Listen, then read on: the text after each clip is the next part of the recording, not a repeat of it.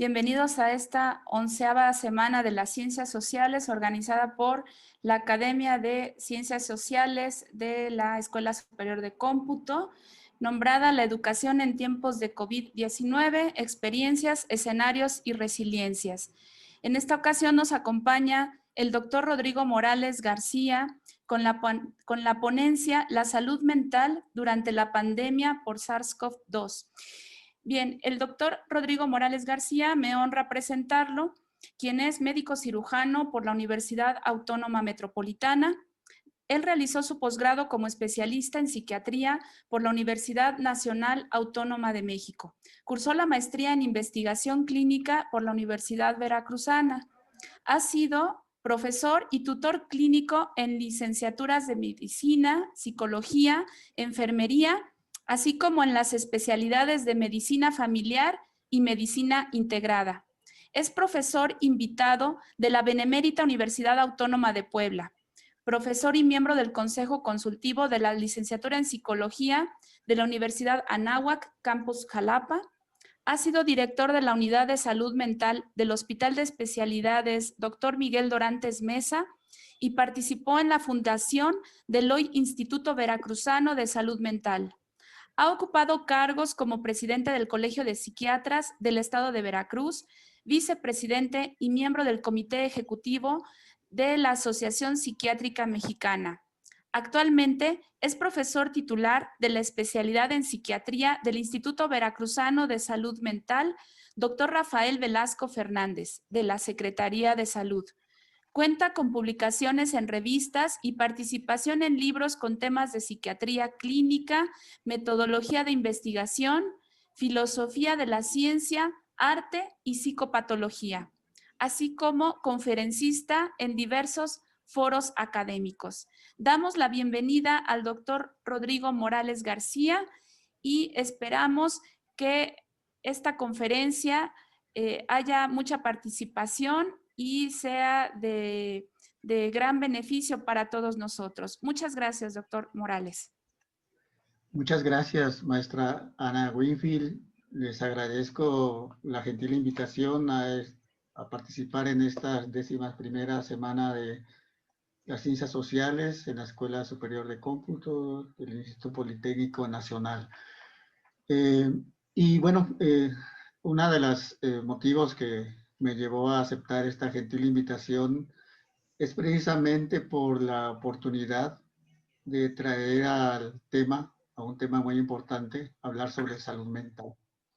La salud mental ha sido uno de los temas olvidados, uno de los temas que no ha sido tomado en cuenta durante muchos siglos, diría yo, y solo es hasta ciertos momentos en donde surge como un tema importante.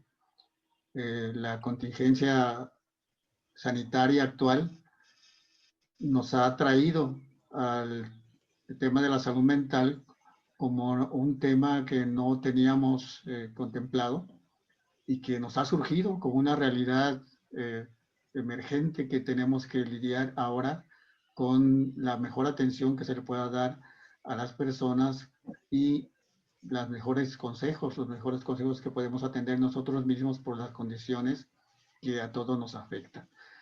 Voy a plantearles entonces lo que ha sido hasta los meses que llevamos ya casi estamos con 10 meses, 11 meses casi de contingencia. Vamos a seguir así durante un buen tiempo. Y una de las consideraciones que voy a tomar en cuenta precisamente para plantearles un curso del tema es primero hablar de qué se trata el asunto de enfrentarse a un peligro, a un factor de estrés de estas dimensiones, cómo hemos respondido como personas, como sociedad, como países, como grupo humano a un evento de esta naturaleza.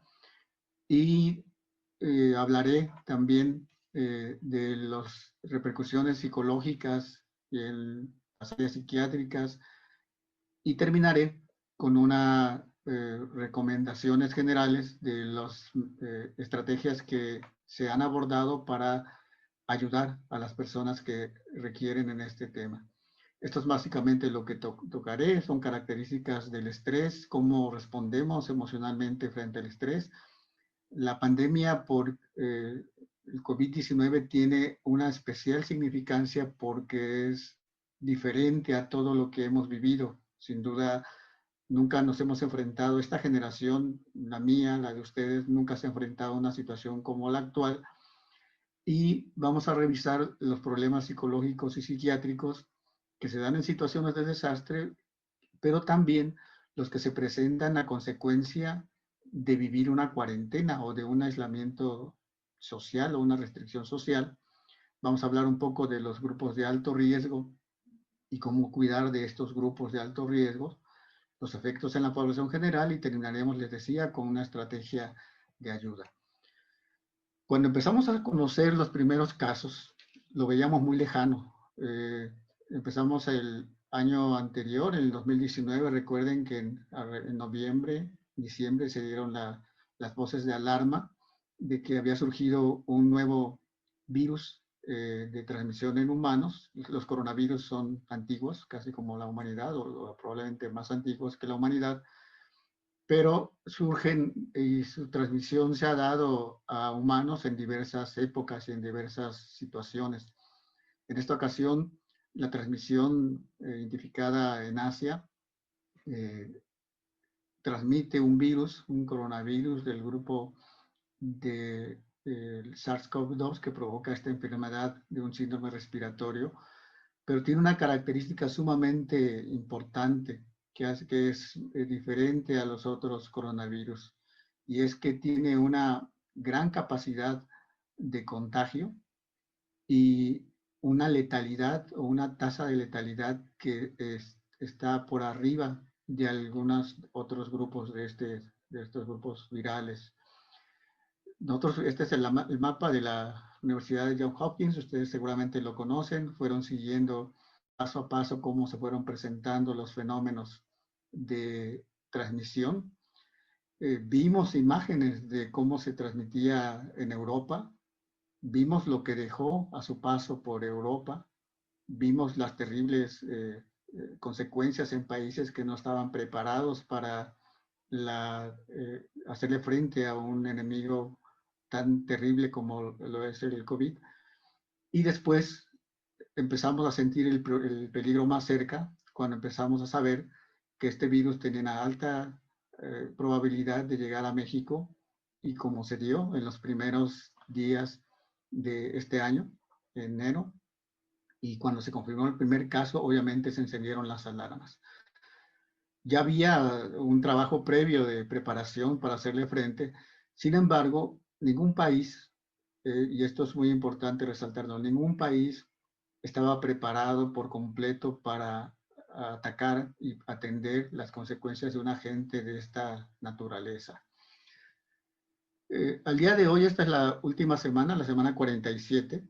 Esta es la situación actual de nuestro país. Nuestro país tiene este mapa. La República Mexicana muestra la tasa de incidencia de casos activos, es decir, los últimos 15 días, cómo está el nivel de contagio en el país, y tenemos por lo menos 10 estados en donde tienen una alta tasa de contagios, más de 70 por 100,000 habitantes, que es una tasa alta, ¿no?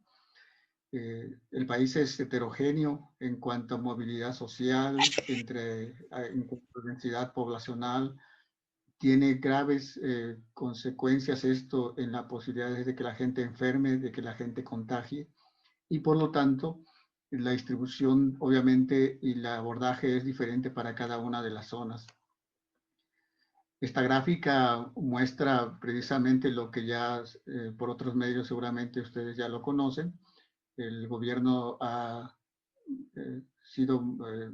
dado una muestra día a día de cómo se comporta la transmisión, cómo se comporta la mortalidad y cómo se comporta el general, el virus en nuestro país.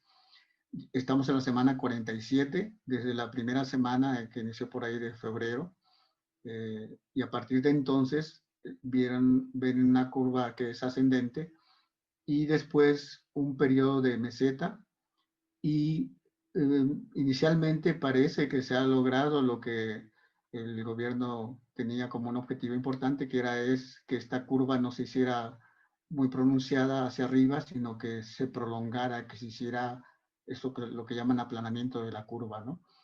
Y se estaba teniendo cierto éxito hasta hace unas semanas, en donde, como ya se había predicho, se viene un nuevo incremento que seguramente va a ser complicado si no se, si no se toman las medidas de precaución, ¿no? En la Ciudad de México ya están en una condición de cierto riesgo y seguramente los demás estados vamos a estar en una situación parecida en las siguientes semanas. Eh, Esta gráfica muestra precisamente en un resumen algo que a veces no dejamos de ver, es que si por debajo, en la curva más baja, ustedes van a ver la tasa de mortalidad que se presenta. Si, por fortuna no son, no representa una de las curvas que están arriba. Arriba ven los casos que son eh, estimados, o sea, el número de casos de personas que han tenido o se sospecha han tenido la enfermedad. Ya no necesariamente es a través de pruebas, con que haya ciertos síntomas ya son considerados como portadores de la enfermedad. En la línea verde son los casos que se han recuperado, que sin duda son una proporción muy importante de ellos. Lamentablemente en la gráfica más baja, en la línea más baja, tenemos los casos que lamentablemente han muerto. Son muchos, son miles. Y lamentablemente eso va a repercutir en los procesos de adaptación. Y para ello voy a empezar precisamente, entrar ya en el tema, hablando del por qué una pandemia puede ser un factor, provocarnos problemas en nuestra salud mental, en la salud mental de nuestras personas cercanas. Recordemos que el estrés en general es una fuerza externa, una fuerza que lleva a un ser humano, en este caso un ser vivo, al límite de sus capacidades de adaptación. Eso se llama estresor, es un agente externo que puede ser en este caso una enfermedad, en este caso es un virus, ¿no? La posibilidad de enfermar es un estresor. Y el estrés son las reacciones internas que tenemos ante la necesidad de precisamente adaptarnos a este factor estresante. El estrés agudo nos prepara precisamente para actuar rápidamente en caso de peligro y para tomar decisiones. Y el estrés crónico y continuo tiene efectos negativos y puede tener efectos permanentes en el individuo. Esto es algo que es muy preocupante. Vamos a ir disecando poco a poco estas características. Homeostasis y adaptación es lo que todos desearíamos tener. Homeostasis, el término lo hemos utilizado mucho en varias áreas de la ciencia y que nos refiere a un estado en donde un organismo mantiene un equilibrio entre el medio exterior y el medio interior, y a eso le llamamos homeostasis. Pero cualquier estímulo o ciertos estímulos de cierta magnitud pueden romper esta homeostasis. Esta homeostasis se puede romper por una enfermedad, por un evento, por un accidente, por una condición cualquiera que rompa la homeostasis. El organismo hace entonces un esfuerzo por recuperar la homeostasis nuevamente. En términos muy sencillos podemos explicar, por ejemplo, cuando alguien sufre un accidente y se lastima y se provoca un sangrado, y el cuerpo hace toda una reacción para tratar de no alterar las cifras de tensión arterial, para parar ese sangrado, para que el cuerpo regrese a la homeostasis, en este sentido, en la pérdida sanguínea. Pero también tenemos este tipo de reacciones cuando nos enfrentamos a factores de estrés emocional. Las reacciones entonces son, frente al estrés, son precisamente adaptarnos. Las reacciones del organismo tratan de reducir el estrés y tratan de volver a este equilibrio que a veces puede ser muy frágil, de recuperar la homeostasis. Hay dos formas básicas de reaccionar frente al estrés. son reacciones que nos han dado como especie la posibilidad de sobrevivir y son el ataque o la huida, ¿no? Ustedes imagínense en una situación de peligro, tienen de dos, o enfrentan la situación o bien, si está más grandote, como dicen, mejor corro, ¿no? O si son muchos, corro. Bueno, ese tipo de circunstancias las tenemos siempre como parte de nuestro equipo de supervivencia. Evaluamos frente a quién estamos y tomamos las precauciones necesarias. Esta es la forma de adaptarnos a nuestra respuesta ansiosa, nuestra respuesta de adaptación frente a una situación de peligro. El adaptamiento, entonces, o afrontamiento, es esta fuerza que va contra el estrés, que busca restablecer nuestro equilibrio emocional, pero no necesariamente puede ser buena. No todas las reacciones frente al estrés pueden ser adaptativas. Hay unas que son adecuadas y otras que son inadecuadas. Las respuestas adecuadas son aquellas que enfrentan y resuelven situaciones que son estresantes, pero una mala adaptación no enfrenta. Una mala adaptación nos hace no enfrentar o nos hace postergar situaciones estresantes, ¿no? Un ejemplo muy sencillo puede ser el tener una situación de riesgo de una enfermedad y diferir la atención de esa enfermedad, y obviamente eso no es una conducta de adecuada adaptación, sino es una mala adaptación, dado que seguramente tenemos que lidiar con situaciones más graves más adelante, ¿no? Si no las atendemos a tiempo, ¿no? Pero bueno, los procesos de adaptación tienen también recursos, tenemos ciertas capacidades, y si esas capacidades no las utilizamos adecuadamente, son pocas, son pobres, o bien son insuficientes para el tiempo que tenemos que ocuparlas, podemos caer en un colapso, en un colapso y en un proceso de desesperanza o indefensión. Hay muchos estudios que muestran que personas que están expuestas continuamente a una situación de tensión, de estrés crónico, por ejemplo, la violencia familiar, la violencia de género y otro tipo de violencia, llega un momento en donde sus defensas frente a esa agresión pierde posibilidad de sacarlo de esa situación y las personas entran en desesperanzas. Hay modelos incluso animales que hablan muy claramente que cuando un animal se enfrenta a un factor estresante que no puede tener una resistencia mayor, cae en una indefensión. Y eso hace que en el caso de los humanos caigamos en conductas que pueden ser de riesgo. En esta imagen lo que quiero mostrarles es precisamente el síndrome general de lo que es un proceso de adaptación. En su lado izquierdo van a encontrar el tipo de resistencia al estrés, que puede tener una resistencia alta o baja. Las personas tenemos ciertas capacidades y tenemos que reconocer que hay quienes tenemos pobres capacidades o pocas capacidades o insuficientes para hacerle frente a problemas. Tiene una alta capacidad de resistencia frente al estrés. La fase 1, cuando llega el problema, cuando tenemos el evento estresante, es una fase de alarma. Es aquí donde movilizamos nuestros recursos para hacerle frente a este estrés que ocurre en forma aguda. Luego viene una fase segunda, que es una fase de resistencia. Aquí se produce un proceso de adaptación corporal que estamos viendo aquí que vamos a tener que, en este caso, por ejemplo, lidiar. Ustedes seguramente no se imaginaban, nadie se imaginaba cuando nos dijeron tenemos que irnos a confinamiento, tenemos que irnos a cuarentena, tenemos que disminuir la movilidad social, restringirnos socialmente. Iba a ser tan largo el proceso. Y seguramente lo hicimos y los primeros días nos las pasamos a lo mejor muy bien y hasta lo consideramos hasta bueno porque tuvimos un día de descanso, pero con el paso del tiempo, esas capacidades para adaptarnos a una nueva situación obviamente se vieron mermadas porque no solamente era una situación de irse a descansar, sino de irse a descansar porque hay peligro, ¿no?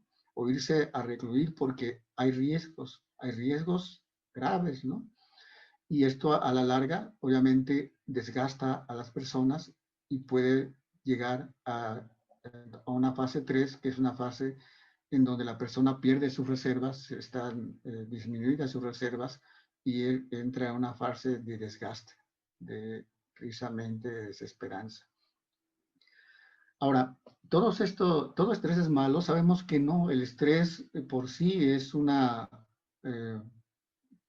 cualidad que tenemos y que una falta de estrés produciría que estuviéramos inactivos y que estuviéramos estancados y que no avanzáramos en la resolución de los problemas diarios de la vida, ¿no? Por eso tenemos una cantidad de estrés que toleramos y que es diaria y que se produce en la escuela, se produce en la casa, se produce en el aspecto laboral, etcétera, pero que nos mueve a hacer actividades y nos mueve a resolver problemas y que obviamente nos hace avanzar en el desarrollo de esas soluciones. Pero necesitamos que estos niveles de estrés estén controlados. El estrés, si no es controlado, eh, para realizar precisamente esas actividades puede revertirse en un problema de salud. El estrés que nos permite desarrollar entonces nuestras habilidades, vamos a denominarlo como eustrés. Ese es el término técnico eh, tomado de las teorías cognitivas. Es el estrés saludable.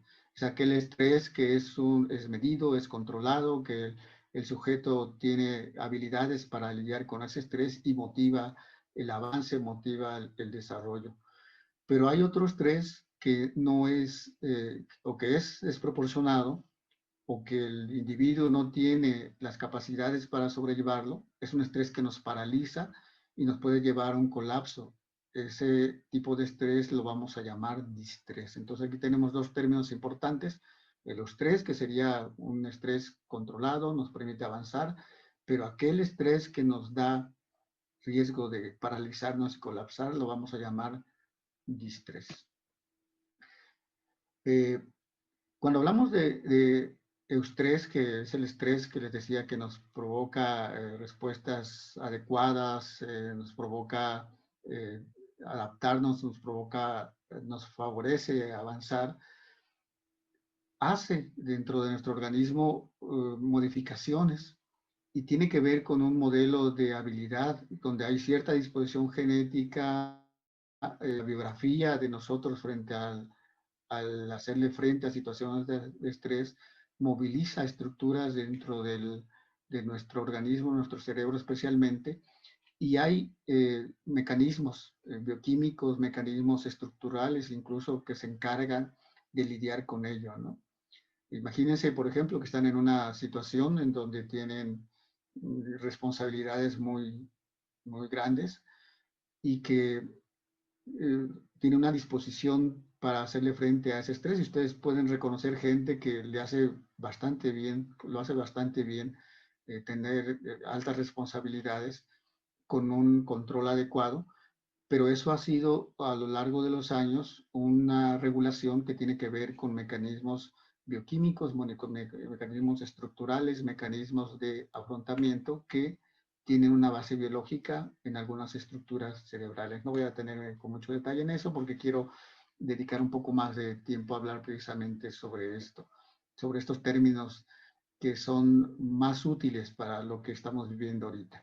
Entonces, el eustrés, que les decía, es el estrés que nos lleva a tener, a ser resolutivos, está caracterizado por serenidad, por calma, por fluidez dentro de nuestras acciones, por tener la capacidad de priorizar, de saber qué va adelante, qué tenemos que darle mayor importancia y qué tenemos que acomodar en primer orden y dejar para después otras cosas que no son tan importantes.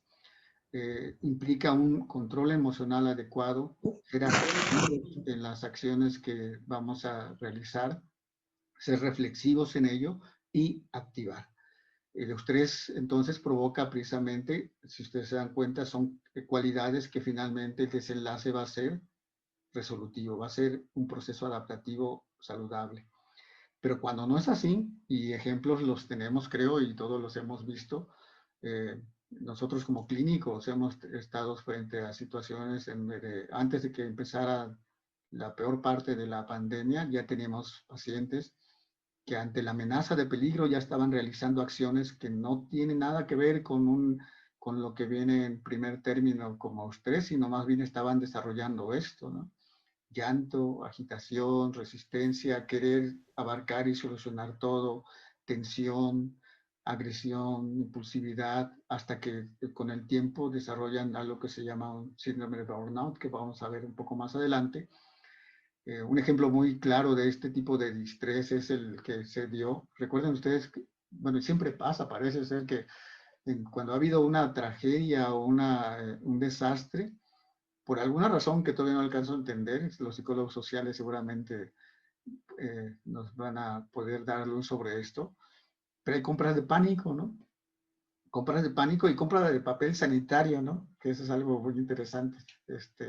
Conozco varios casos que tienen sus casas llenas de papel sanitario, pero obviamente no tengo aún claro como para qué les pueda servir comprar tanto papel sanitario, pero es un ejemplo de una respuesta obviamente no adaptativa, más basada en este tipo de distrés que es no poder organizarse, ¿no? Un ejemplo de contrario a lo que es la priorización es precisamente querer abarcar todo, querer resolver todo, querer que todo sea igual y no priorizar aquello que es lo más importante, lo vital, por supuesto, y que deben de darle mayor importancia.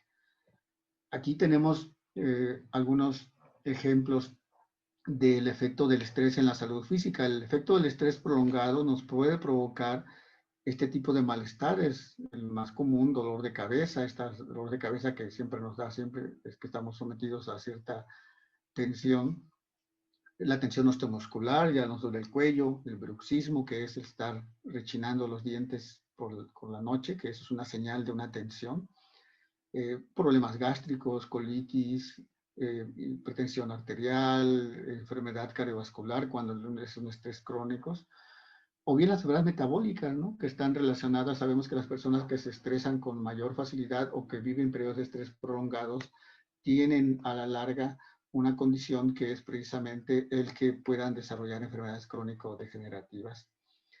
Los efectos emocionales, por otra parte, del estrés es una preocupación que es excesiva, que nos dificulta tomar decisiones, que nos dificulta concentrarnos.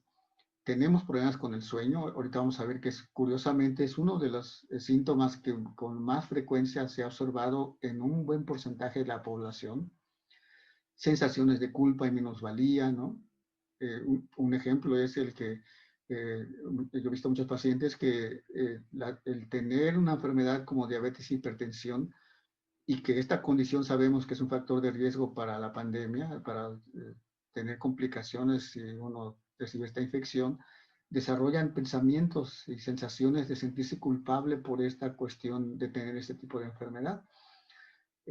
Provoca alteraciones en los ritmos alimentarios y algo que es muy importante y que se ha visto, y ya están los estudios muy claros, la pandemia ha producido que haya un mayor consumo de sustancias adictivas, ¿no? Especialmente en adultos y adultos jóvenes. Hace rato les hablaba del síndrome de burnout, que el síndrome de burnout básicamente es el síndrome de estar quemado. El síndrome de estar quemado se produce cuando una persona ha estado sometida a un estrés y los mecanismos de afrontamiento frente al estrés no han sido suficientes y adecuados, y por lo tanto tenemos una condición clínica que a lo largo del tiempo va a provocar un agotamiento completo. Este síndrome de burnout está caracterizado por una triada de Maslach, que es un autor que describe este síndrome. También se le conoce como síndrome de aniquilamiento, y que tiene que ver con fatiga. La persona, después de un tiempo, lo hemos visto, por ejemplo, el personal médico, que es en donde más estudios hemos realizado. El personal médico, tras estar sometido a cierta tensión durante mucho tiempo, antes incluso de la pandemia, desarrollan cuadros que son de estas características. Fatiga, un cansancio físico que no se explica ya por el nivel de actividad diaria, empieza a haber ineficiencia, empiezan a estar más descuidados, empiezan a cometer más errores, estar menos concentrados, y un fenómeno que es sumamente preocupante, que es un fenómeno de despersonalización, es decir, la persona empieza a preocupar, obviamente en áreas críticas como son en la atención de los pacientes o la atención de alumnos, en el caso de los profesores, o la atención de ciertas áreas prioritarias que tienen que ver con la atención de brindar ayuda, pues empezamos la persona empieza a no generar empatía y obviamente volver. Bueno, las respuestas emocionales ante el desastre se han estudiado en otro tipo de situaciones, pero básicamente comparten también con la situación actual las mismas características. Estamos preocupados primero por el peligro que viene cuando este es algo previsible. La pandemia fue algo previsible. Tuvimos un tiempo, fueron pocos meses, ¿no? Probablemente unos 3 meses, en donde se dio la voz de alarma. Sabíamos que iba a llegar algo grave, ¿no? Este periodo fue el corto periodo que la Secretaría utilizó para hacer todas las maniobras para atender lo que se venía. Sí, en la población general esto se presenta como cierta preocupación, pero conforme avanza y recibimos el impacto, que el impacto aquí se dio a partir de marzo empezaron, ¿no? El repunte de casos, se vino una curva ascendente sumamente pronunciada hacia arriba. Y en ese momento lo que surge en todas las poblaciones es una respuesta heroica, muy parecida a lo que sucedió con los sismos que ya he vivido en la Ciudad de México y otras ciudades. Hay una cohesión comunitaria, una respuesta de mucha cooperación y de mucha solidaridad, pero esto sabemos que es temporal, sabemos que no dura mucho, sabemos que puede ser de unos meses, pero después en todas las sociedades hay un periodo en donde entran en desilusión, entran en una desesperanza, en un cansancio. Lo hemos visto también, los ejemplos sobran. Y de ahí, esto puede durar más o menos aproximadamente un año, ¿no? Nosotros vamos ya en los 10 meses y contando, y estamos viendo ese tipo de fenómenos. Y para que haya una reconstrucción se requiere todavía más tiempo, ¿no? Eh, ya lo han dicho las autoridades, estemos preparados para algo largo, esto no termina, no solamente es la atención de la enfermedad en sí, aún con la vacuna viene un proceso de reconstrucción de una nueva normalidad que nos va a llevar mucho más tiempo. En resumiendo, entonces, ¿qué estrategias adaptativas y maladaptativas para enfrentar el estrés podemos tener? Entre las adaptativas, les decía, planeación, estratificación de prioridades, deslindar responsabilidades, hablar con el equipo, los que estamos a cargo de grupos como profesores en un hospital, trabajando en un negocio en donde tenemos empleados o bien subalternos o compañeros. Tenemos que hacer un equipo, tenemos que tener ayuda profesional, tenemos que hacer tiempos fuera y no todo el tiempo estar trabajando y sumidos, digamos, en la dinámica de la pandemia.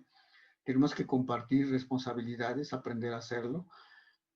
Y unas conductas mal adaptativas precisamente van a ser una dificultad para adaptarnos a ello, va a ser quejas frecuentes, responsabilizamos a otros de los asuntos, ¿no? Minimizamos el problema, ha sido también una conducta mal adaptativa que hemos visto, volvernos violentos, agredir, esparcimos rumores basados en poca evidencia, o bien no ser responsables, en este caso, con nuestro cuidado y el cuidado de los demás. El COVID-19 tiene varias características que lo hacen muy especial. Primero, es una infección viral. La respuesta se presenta muy parecido a lo que se ha vivido con otras experiencias de tragedias o de desastres, como son las fugas radiactivas, donde el enemigo es prácticamente invisible. No sabemos en dónde está el virus, no sabemos cómo podría llegar a nosotros, ¿no? Hay una condición secundaria que es la cuarentena. Bueno, va en segundo lugar, pero sin duda ha sido de las más importantes. El impacto sobre la salud mental de las personas está siendo muy importante, está haciendo estragos la cuarentena en la salud mental de algunas personas vulnerables. Algo que también tenemos que, asociado al COVID, es precisamente que la hospitalización es muy diferente de las hospitalizaciones que se dan en otro tipo de enfermedades en donde nuestro paciente se enferma y nosotros estamos apoyando, o si nosotros somos enfermos nos están apoyando. Aquí no, aquí se enferma, no vemos al paciente, a nuestro familiar, no recibe visitas, no recibe la asistencia familiar y eso obviamente es un estrés mayor. Hay alteración de los procesos de luto. Si lamentablemente la persona muere, todos los rituales que tienen que ver para el manejo de un duelo se rompen. Y bueno, no vemos al familiar, con trabajos a veces nos despedimos y lo que hacemos es prácticamente nos entregan unas cenizas y tenemos que, ya, ahí acaba el asunto. No hacemos todos los rituales que estamos acostumbrados a hacer cuando tenemos una pérdida de este sentido. Y el quinto ingrediente que le da la pandemia un riesgo mayor es el impacto económico. Aquí resumo precisamente las características en términos psicológicos, especialmente con la pandemia por COVID, esto que ya mencionaba, insomnio, enojo, miedo, temor extremo a enfermar. Muchas personas están sumamente preocupadas por enfermar, exagerando incluso las medidas de precaución. Las conductas de alto riesgo que se han incrementado, como el consumo de sustancias o el aislamiento social que ha sido extremo, a pesar de que sabemos ahora más de hace 8 meses cuáles son las vías de transmisión, cuáles son los riesgos más importantes.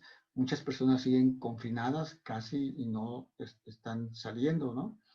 Y hay una autopercepción de un menor estado de salud, o sea, nos sentimos menos saludables de lo que realmente estamos. En el área psiquiátrica hay más posibilidad de desarrollar trastornos por estrés postraumático. Ustedes imagínense, se enferma alguien de su familia que quieren mucho, nuestros papás, por ejemplo, y toda la reacción emocional que despierta tanto a quien enferma como a nosotros, porque sabemos las posibles consecuencias, ¿no? Ese es un estrés de tal intensidad que puede dar secuelas, ¿no? ¿Cuántos de nosotros no hemos tenido de repente una tos o de repente nos duele un poco la cabeza y ya estamos pensando en la posibilidad de que nos hayamos contagiado? Y para no variar, además se inscribe aquí discriminación y estigmatización a las personas que son enfermas, que están ya recuperados y que aún así siguen estigmatizados, o bien al personal que se encarga del cuidado de estos pacientes, ¿no? Bueno, aquí les decía, es un estudio francés, es un estudio que se hizo a partir de marzo. Para esto Francia ya había pasado una etapa ya en confinamiento, con medidas más restrictivas, con medidas más coercitivas incluso. Pero vean ustedes cómo muchos aquí hay 4 variantes que son precisamente qué tan satisfecho está con cómo estoy viviendo ahorita, ¿no? Y obviamente nadie está satisfecho porque todavía tienen medidas de restricción.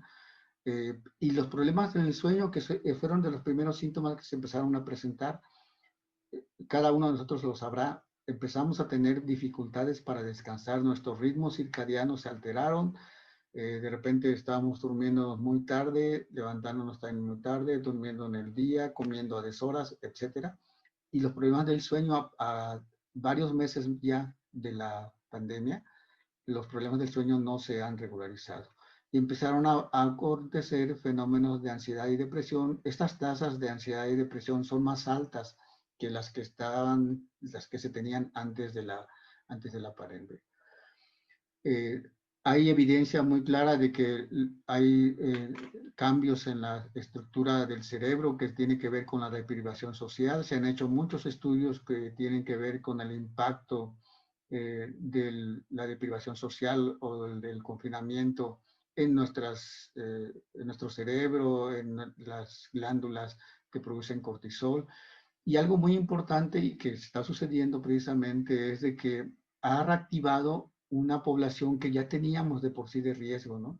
Había una condición que era la posibilidad de riesgo suicida, ya de por sí tenemos unas condicionantes que dan riesgo, pues esta pandemia vino a sumar más. Estos son los 2 modelos que hay de mayor importancia sobre cómo se da una conducta suicida cuando es una conducta impulsiva o bien cuando es una conducta más lenta, pero obviamente con mucho más riesgo de letalidad. Algo muy interesante vivir de repente se habla mucho de que en Oriente los fueron más efectivos para la contención de la pandemia. Y un dato muy curioso que recién se publicó, en Japón, en el mes de octubre, tuvieron más muertes por suicidio que las muertes durante todo el 2020 provocadas por COVID.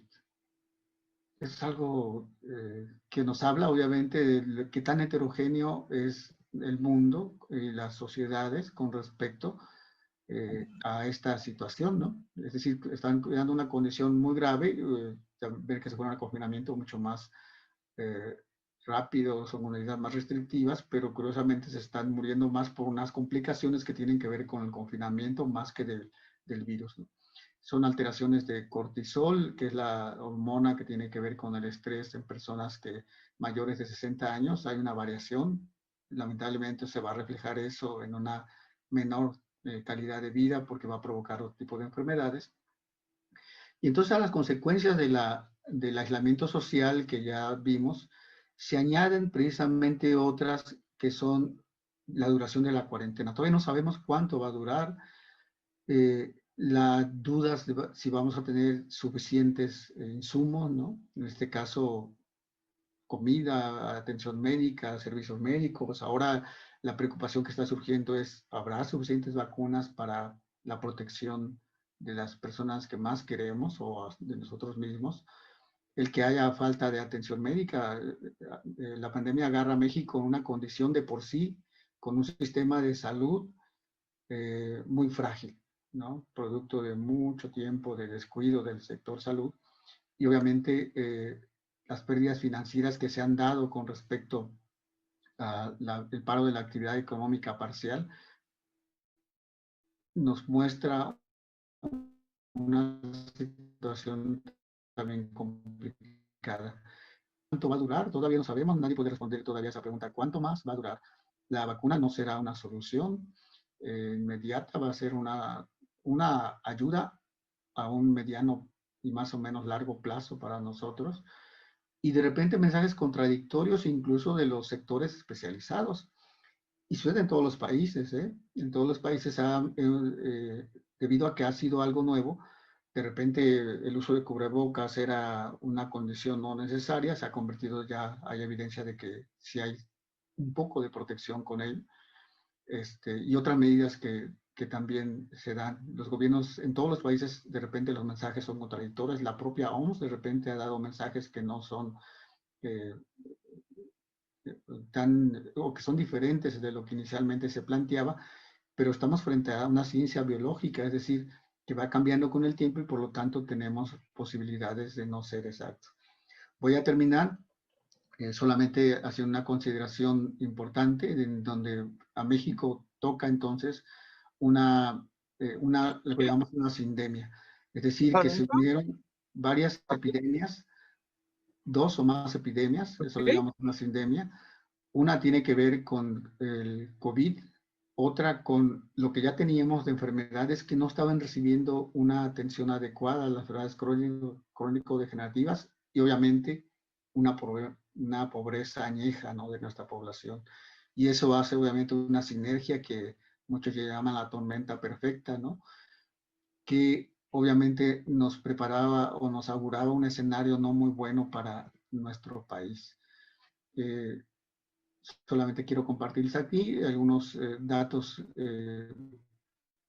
que ya se han empezado a hacer. Hay muchas líneas de ayuda para recibir atención psicológica y algunos casos hemos tenido que valernos de voluntarios, participan muchas universidades y bien algunos servicios de salud, pero vean aquí que la violencia se ha disparado con el confinamiento. Estas son las llamadas que se reciben para solicitar ayuda.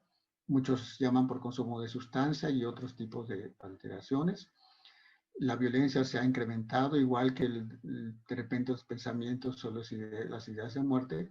Y esto que es muy importante, en población universitaria, vean ustedes, el aumento de la violencia se asoció con una reducción de los ingresos de la familia y aumentó el riesgo de un consumo problemático de alcohol. O sea, como en tres bandas, ¿no?, violencia, disminución de ingresos, aumento del consumo de alcohol. Por otro lado, intentos suicidas que se asocian con reducción de los ingresos familiares y con el aumento de la violencia en la contingencia. Y la disminución de ingresos se asocia con violencia, estrés postraumático, depresión, intentos suicidas. Bueno, prepararnos para la contingencia fue una etapa que ya se concretó. Tenemos que aquí, antes de que hubiera la contingencia, hubo cierta preparación. La mayoría de las instituciones, creo yo, en sectores públicos y privados empezaron a tomar acciones, ¿no? Durante la pandemia se formaron grupos de apoyo psicológico, mantener una información adecuada, prevenir esta posibilidad de estar súper expuesto a sobreinformación, y lo que va a venir o lo que es adecuado a entender para personas que están en crisis. Esto es parte de lo de un manual que se utiliza precisamente en situaciones de guerra, que se les pide que uno se haga responsable de otro, que es algo que recomendamos como una estrategia así inmediata, que se puede hacer en las comunidades estudiantiles incluso. Me hago cargo de mi amigo o de mis amigos, se hacen cargo de mí, y estamos en comunicación, estoy al pendiente. Como familia, estoy al pendiente de otra familia, y así, ¿no? Eso puede darnos un margen de contención y puede ayudar a disminuir los riesgos para actuar. Si se actúa correctamente, entonces escuchando con empatía puede ser una acción voluntaria. Voy a terminar porque ya estamos sobre el tiempo, pero básicamente se han desarrollado estrategias a nivel nacional, pero después de la pandemia vienen etapas que no debemos dejar de lado. Va a venir una etapa de reconstrucción, va a venir un periodo donde tenemos que seguir todavía trabajando para salir de las secuelas de lo que ha sido esto, y solamente siendo solidarios podemos salir de esta pandemia con los daños menores. Con eso termino y abro la palabra a la maestra Ana Winfield para que me conceda responderles algunas preguntas. Muchas gracias. Muchas gracias, doctor Rodrigo Morales. Muchas felicidades por la presentación tan clara que nos ha hecho, y tenemos muchísimas preguntas. Vamos a ver para cuántas nos da tiempo. Algunas son similares. Entonces, bueno, voy a comenzar a decir cómo fueron apareciendo. Nos preguntan, le preguntan a usted si el eustrés puede generar daños a la salud física. Así es, el eustrés, aunque es un condicionamiento que nos ayuda a estar activos y hacer cosas a favor del desarrollo y del crecimiento. Un estrés, si no lo medimos adecuadamente, puede generar una condición médica que se asocia, por ejemplo, a hipertensión, a enfermedades crónico-degenerativas. De ahí en consecuencia que debamos ser muy objetivos en cómo considerar el estrés saludable, ¿no? Hay personas que siendo adictas al trabajo se consideran que están controlando bien su estrés, por ejemplo, cuando en realidad hay una homeostasis, que les decía, no toda la homeostasis es saludable, y en realidad un estrés sostenido a la larga va a ser que aún uno considerando que es un estrés que está normal, va a desarrollar una enfermedad. Muchas gracias. Hay otra pregunta que nos plantea un estudiante. ¿Considera que las personas que presentan la sociedad y las personas tienen un nivel alto de estrés? ¿Qué le aconsejaría a las personas que presentan esas conductas? Puede ser un tipo de respuesta no adaptativa bajo muchas conductas que hace las personas desde los que no creen que exista el COVID, desde los que rechazan una medida de confinamiento, desde los que rechazan la utilización de sana distancia. Puede haber, y seguramente así es, un mecanismo de afrontamiento no adecuado, que puede ser la negación, ¿no? La negación, cuando tenemos una situación de tanto miedo, a veces lo que hacemos es negar que exista. y no hay forma más antigua de afrontamientos que precisamente la negación. Cuando no se es solidario, cuando no se es cuidadoso con uno y con los otros, puede debajo de eso estar una conducta no adaptativa, ¿no? Puede estar miedo, ¿no? Muy bien. Otro comentario nos dice, felicito sinceramente al doctor Morales por su interesante y valiosa conferencia. Nos queda claro que todos estos síntomas que sentimos son generados por el estrés al que estamos sometidos actualmente. Gracias por su claridad y objetividad. Es una profesora de la Academia de Ciencias Sociales. También nos dice una estudiante, excelente exposición, completa y clara. Muchas felicidades. Y preguntan, ¿cuáles cree que sean algunas actividades que ayudaría a la población estudiantil para poder combatir de una manera más creativa la pandemia? Yo creo que esta está muy interesante. Tenemos la experiencia aquí me toca coordinar una parte de la formación de los chicos que están haciendo especialidad y también trabajar con estudiantes de psicología. Se han organizado, no solamente psicología, en otras escuelas se han organizado grupos para brindar apoyo solidario, ¿no? Desde los que apoyan hospitales, los que apoyan a familiares que están atravesando situaciones de tener un enfermo, de los que apoyan a personas que son vulnerables. Cuando hablamos de vulnerabilidad, hablamos de que se juntan en una persona o en un grupo situaciones de pobreza, situaciones de falta de acceso a atención médica. No es lo mismo confinarse en una casa como pensamos que la mayoría deberíamos de tener, a confinarse en un cuarto donde hay varias personas que obviamente van a aumentar sus riesgos de interacción y sus riesgos de violencia.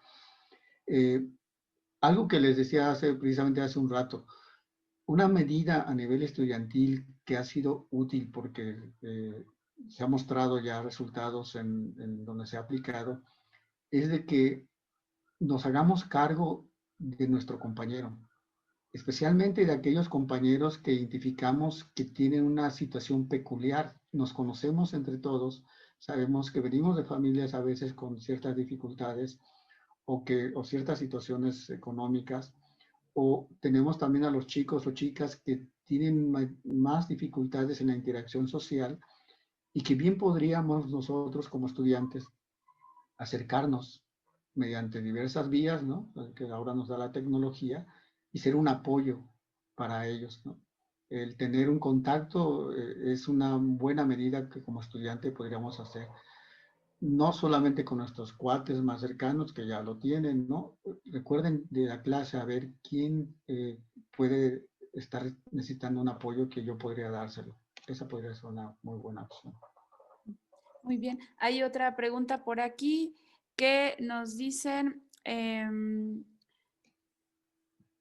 perdón, ¿cómo cree que se modificará el modo de vivir después de vacunar a la mayoría del mundo?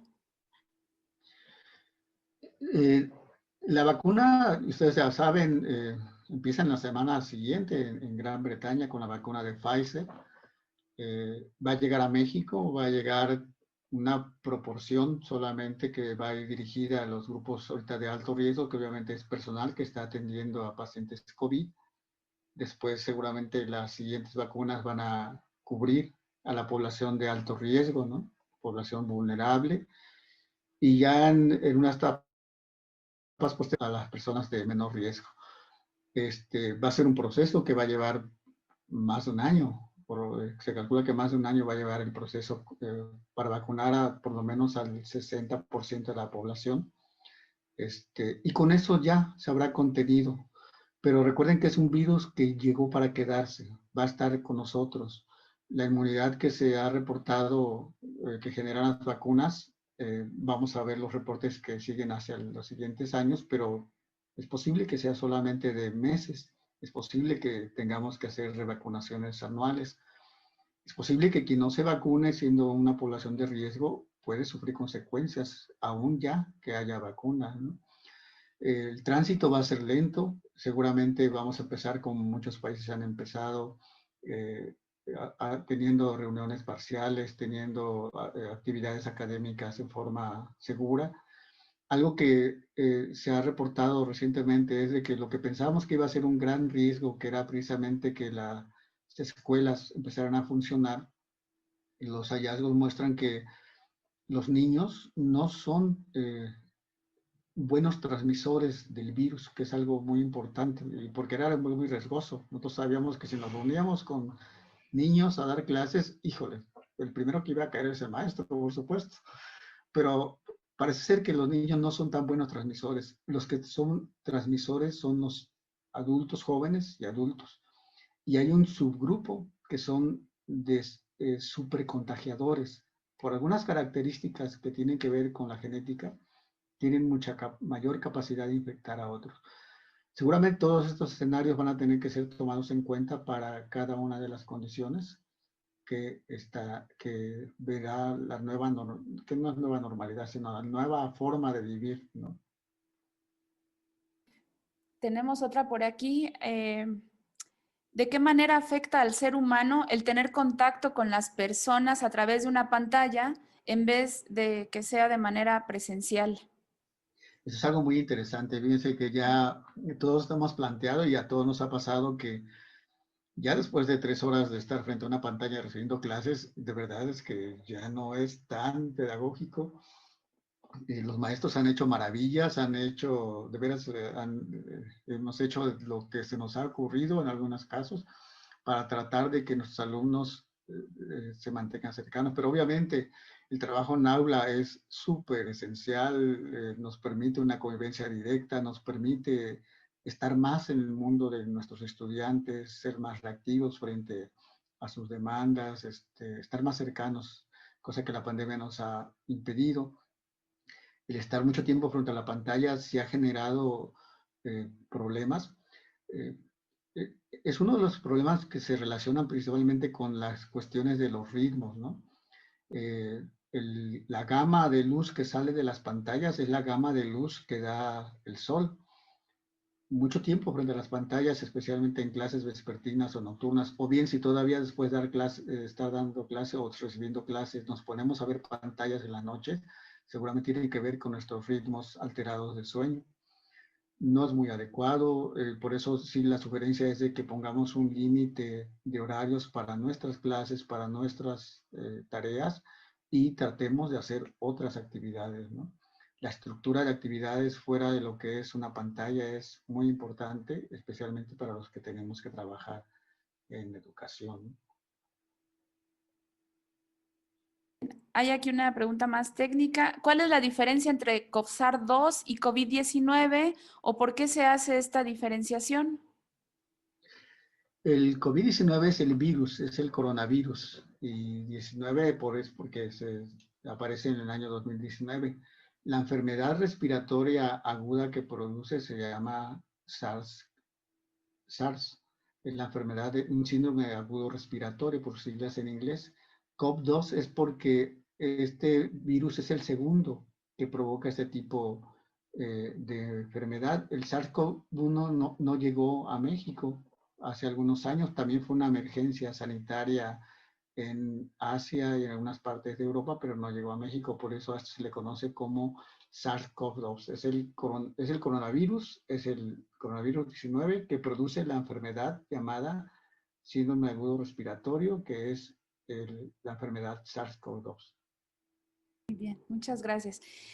Preguntan también, ¿qué hacer o a dónde acudir si se tienen crisis continuas de depresión? Ok, si ustedes ingresan a la página de coronavirus.gov, aparece un listado de muchos números telefónicos. Muchos son de institutos nacionales de salud, algunos son de la Secretaría de Salud, de las áreas de salud mental, las facultades de psicología, en los estados también tienen líneas de atención. Son gratuitas, están dadas por consejeros, la mayoría son formados en áreas de salud mental y que nos dan un buen apoyo. Llamen. Si alguien se siente mal o identifica a alguien que se siente mal, háganlo. Van a recibir ayuda, van a recibir orientación y verán que estarán mucho mejor. Muy bien. También preguntan, ¿qué estrategias recomienda aplicar para poder disminuir los niveles de distrés? Durante esta pandemia hay unas 3 o 4 recomendaciones básicas. Una es estructuren sus ritmos. Tenemos que tener ritmos para dormir, un horario para levantarnos, para acostarnos, no dormir en el día, tratar de que nuestros ritmos se parezcan mucho a los ritmos de antes, ¿no? Estar listos, de veras, es importante levantarse, darse un baño y presentarse como si estuviéramos en la escuela. No con pijama, por supuesto, sino es importante que nos presentemos bien, que tengamos horarios de alimentación, que tengamos horarios de trabajo estructurados en la escuela, en las tareas, y que tengamos esparcimiento. Y tengamos esparcimiento donde nos olvidemos de los asuntos escolares, de los asuntos que tienen que ver con la enfermedad, que no sean necesariamente frente a pantalla, que sean haciendo otras cosas. Sabemos muy bien ya que la transmisión es aérea, es por aerosoles, pero sabemos que si hay distancia, sabemos que si llevamos cubrebocas, podemos salir a caminar en un horario que en donde no hay mucha gente en las calles, podemos platicar con algún amigo o amiga a una distancia adecuada, mientras sea saludable, no confinarnos por completo. Y mucho de esto sí tiene que ver con los estilos de vida saludable. Es una buena oportunidad, si no teníamos estilos de vida saludable, es una muy buena oportunidad de empezar a tenerlos. Yo tengo la confianza así en la humanidad y en nosotros de que con esto vamos a cuidar mejor de nuestra alimentación, vamos a cuidar mejor de estar en mejores condiciones físicas de salud, porque ya vimos que los que no estaban así, pues obviamente se convirtieron en las personas de mayor riesgo. Preguntan también, ¿qué recomendación daría para poder controlar el estrés o miedo por llegar a ser contagiado por el COVID-19? Por otro lado, muy buena presentación. Felicito al doctor Rodrigo Morales García. Ok, muchas gracias. Este temor es reconocerlo, identificar y separar lo que es el temor a lo que es el miedo y a lo que es el pánico. El temor lo tenemos todos. A mí me da temor cuando estoy atendiendo a un paciente, aún con las medidas de precaución, sí tengo por ahí presente que hay un temor de que pudiera estar frente a alguien que es asintomático a lo mejor, y aún con las protecciones hay riesgos, ¿no?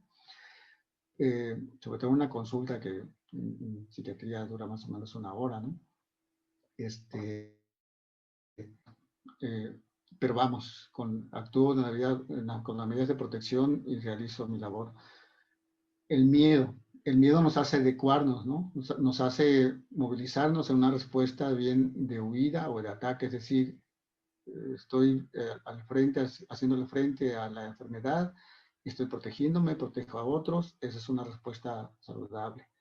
El pánico es lo que debemos evitar. El pánico es cuando hacemos cosas irracionales, cuando de repente tomamos un medicamento que no está comprobado que sirva para el COVID, cuando toman gotas de cloro, cuando usan cloroquina, y bueno, al final ni les da COVID, pero los que sí les va a dar van a ser problemas renales que después va a ser una complicación mayor, ¿no? El pánico hace actuar en forma no racional.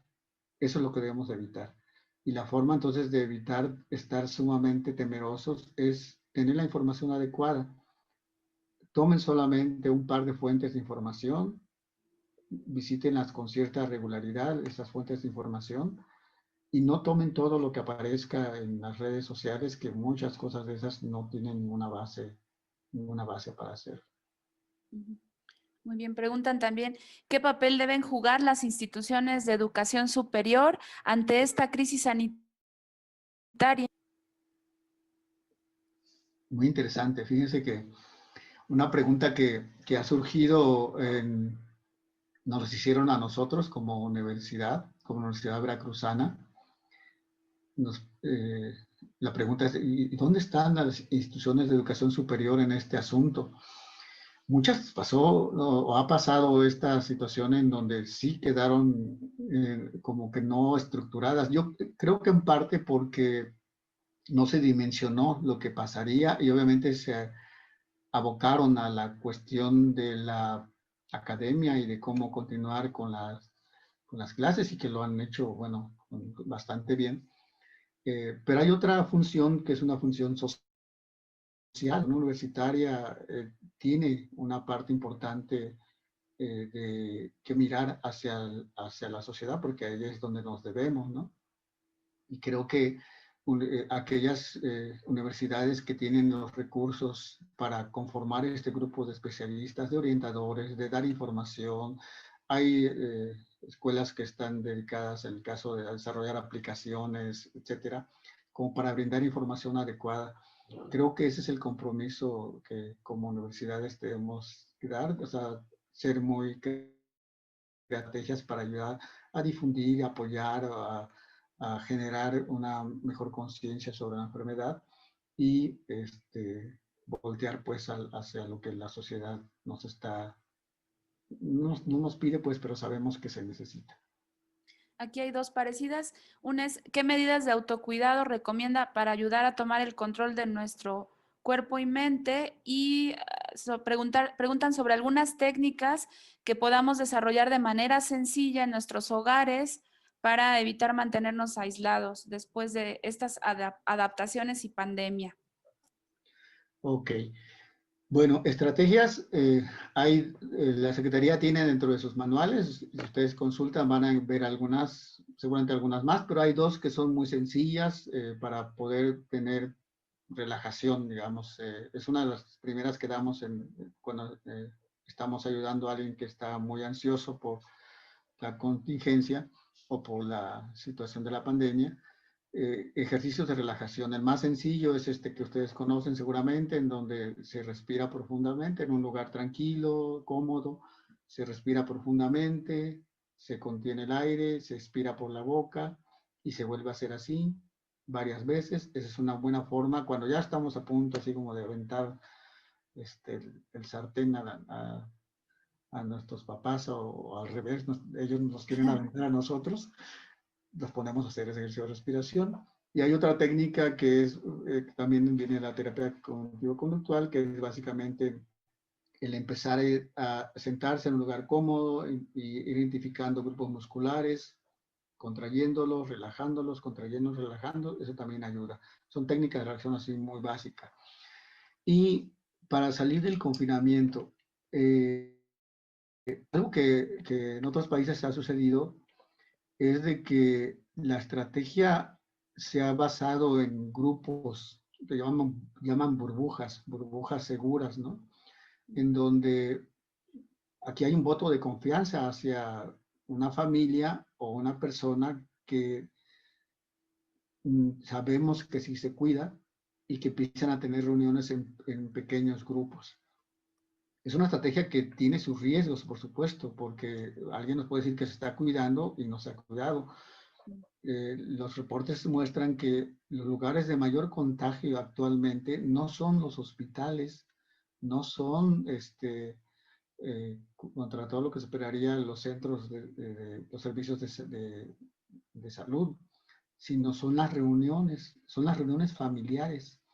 Ahorita que vienen las épocas de festejo, creo que una pregunta que sí debemos hacernos es, ¿qué voy a decidir?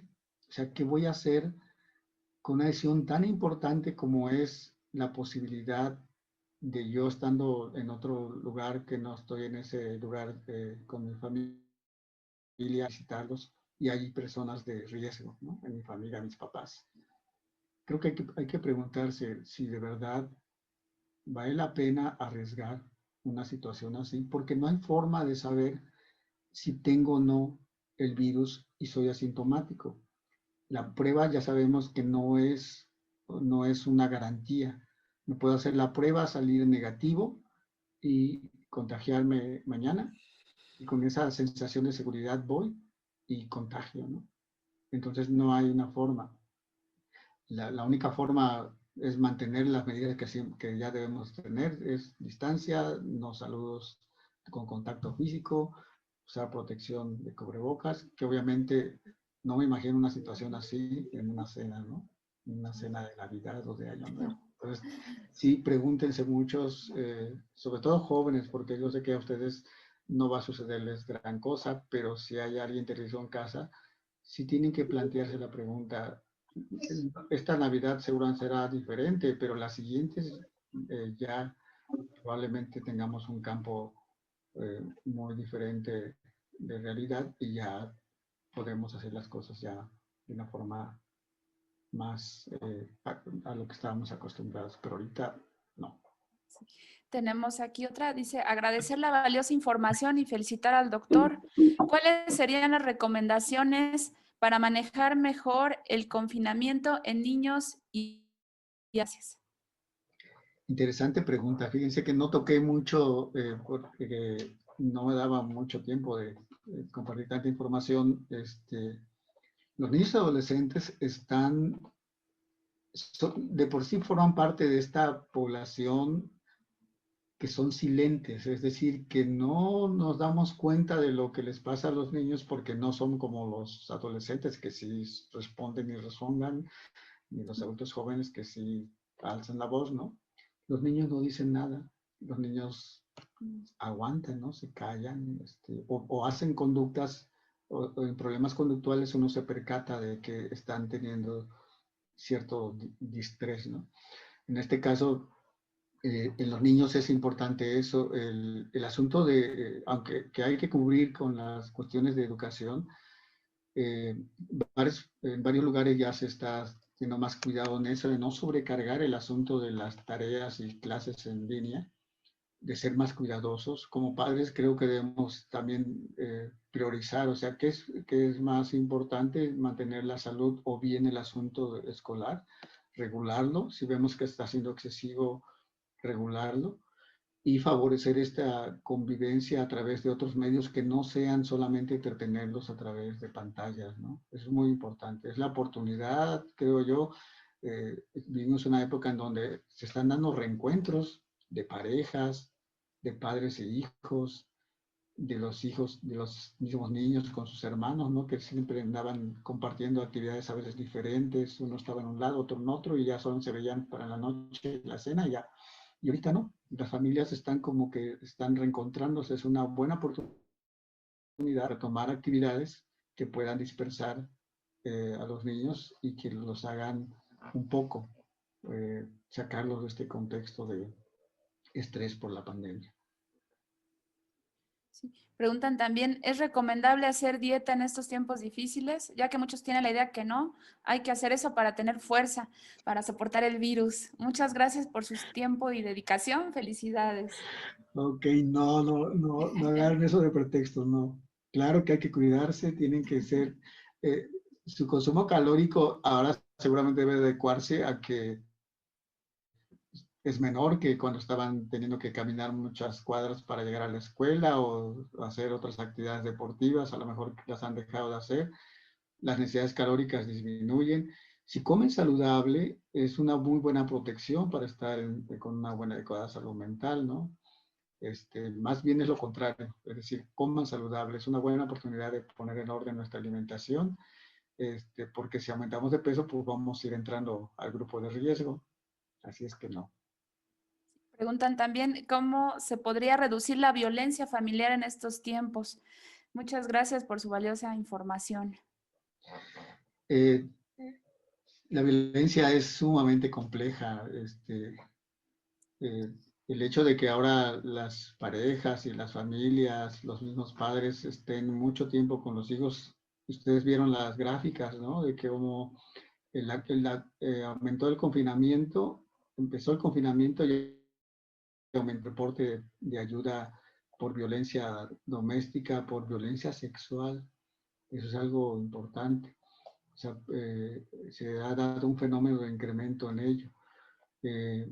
La respuesta no es sencilla. La respuesta, obviamente, en un lugar donde se está reportando violencia, es un lugar que no, la violencia no empezó en la pandemia, se recrudeció con ella. Seguramente es una familia que desde antes ya requería algún tipo de ayuda.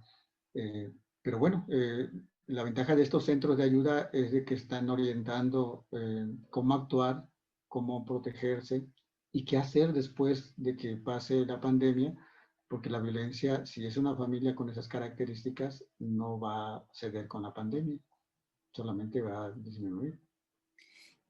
Nos dice una estudiante, felicito al ponente, excelente doctor.